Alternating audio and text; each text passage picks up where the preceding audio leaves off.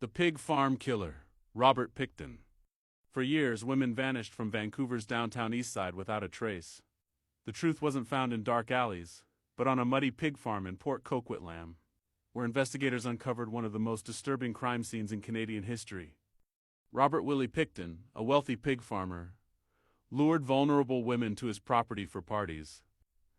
There he restrained and murdered them, later dismembering their bodies and disposing of the remains on his farm. Pickton was arrested in 2002 during a firearms investigation.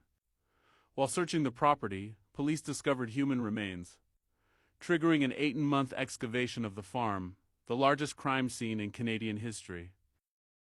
In 2007, Pickton was convicted of 6 counts of second-degree murder and sentenced to life in prison with no parole for 25 years. Additional charges were stayed, devastating many families. Pickton died in prison in 2024, but the questions remain.